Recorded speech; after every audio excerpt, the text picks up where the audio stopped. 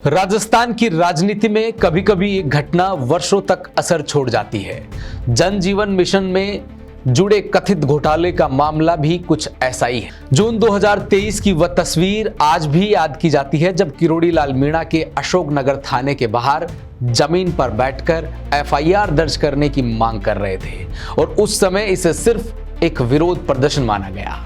लेकिन 2 साल बाद जब इसी मामले में 930 करोड़ रुपए के कथित घोटाले को लेकर गिरफ्तारियां हो रही है तो साफ दिख रहा है कि वह धरना केवल राजनीतिक संदेश नहीं था बल्कि एक बड़े आरोपी की औपचारिक शुरुआत थी। कैसे शुरू हुआ ये पूरा घटनाक्रम, इस पर आज हम बात करेंगे। नमस्कार, अपडेट इंडिया देख रहे हैं आप, मैं हूं दीपक कुमावत। 20 जून 2023 को किरोड़ी लाल मीणा ने आरोप लगाया था कि जन जीवन मिशन घोटाले के तहत राजस्थान में टेंडर प्रक्रिया में भारी अनियमितताएं हुई है और उनका कहना था कि टेंडर जारी करने में नियमों की अनदेखी की गई है, फर्जी अनुभव प्रमाण पत्र लगाए गए हैं और इरकॉन कंपनी के नाम पर करोड़ों के काम आवंटित किए गए हैं। यह पूरा मामला राजस्थान लोक उपापन में पारदर्शिता अधिनियम 2012 की धारा 117 का उल्लंघन है।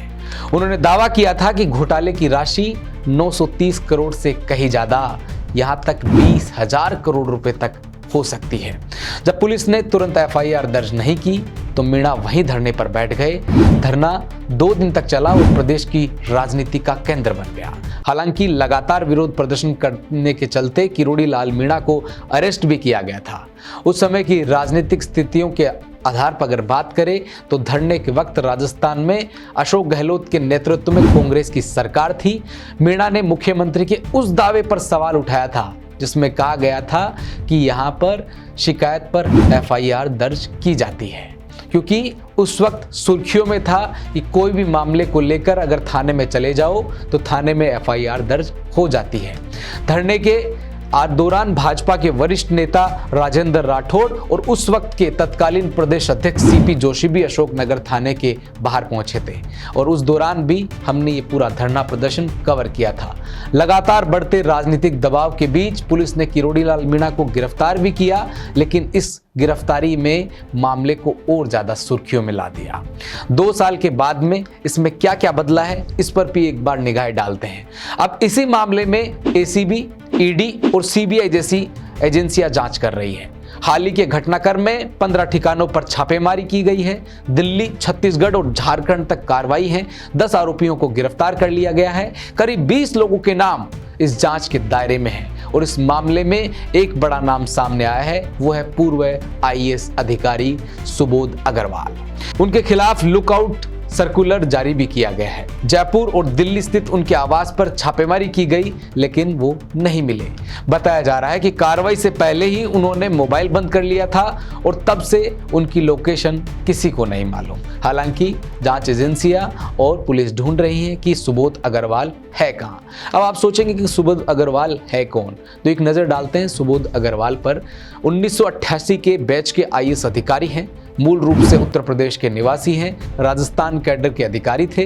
35 साल की सेवाएं हैं और 40 से अधिक पदों पर जिम्मेदारी तय की गई थी, यानी कि जलदाय विभाग के प्रमुख भी रहे। नीति आयोग ने भी उनके कार्यों की सराहना की थी, लेकिन अब उन्हीं के कार्यकाल से जुड़े टेंडरों पर सवाल उठ रहे हैं। किरोड़ी लाल मीणा की पहल क्यों अहम मानी जा रही है, इस पूरे मामले को लेकर इस पर भी एक निगाह डाल देते हैं।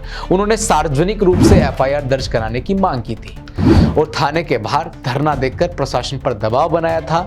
टेंडर प्रक्रिया और पारदर्शिता कानून का हवाला देते हुए मुद्दों को कानूनी रूप दिया गया और आरोपों को केवल राजनीतिक बयान तक सीमित नहीं रखा गया बल्कि औपचारिक शिकायत में बदला गया। आज तक गिरफ्तारियां हो रही है तो राजनीतिक हलकों में यह भी चर्चा है कि 2023 में उठाई गई आवाज ने ही जांच की दिशा तय की थी। जांच एजेंसी अब दस्तावेज, वित्तीय लेन देन और टेंडर प्रक्रिया की गहन जांच कर रही है। संभावना है कि आने वाले दिनों में और भी गिरफ्तारियां हो सकती हैं। यह मामला अब सिर्फ एक विभागीय गड़बड़ी नहीं रहा, ये प्रशासनिक जवाबदेही, राजनीतिक टकराव और कानूनी कार्रवाई का बड़ा उदाहरण बन चुका है। 2 साल पहले थाने के बाहर शुरू हुआ ये संघर्ष अब जांच एजेंसियों की कार्रवाई में बदल चुका है और आने वाले दिनों में ये देखना दिलचस्प होगा कि जांच कितनी दूर तक जाती है और किन किन बड़े नामों पर इसकी आंच पहुंचती है। खैर, किरोड़ी लाल मीणा का 2 साल का वो प्रदर्शन जिसका अभी भी आने वाले समय में जिसका परिणाम देखने को मिल रहा है। हालांकि उस वक्त ये घोटाला 20,000 करोड़ रुपए तक के लिए किरोड़ीलाल मीणा ने दावा किया था, लेकिन अभी इसमें क्या और निकल कर आएगा ये भी देखना दिलचस्प होगा। बराबर अपडेट देते रहेंगे। आज के लिए बस इतना ही। देखते रहिए अपडेट इंडिया न्यूज़। धन्यवाद।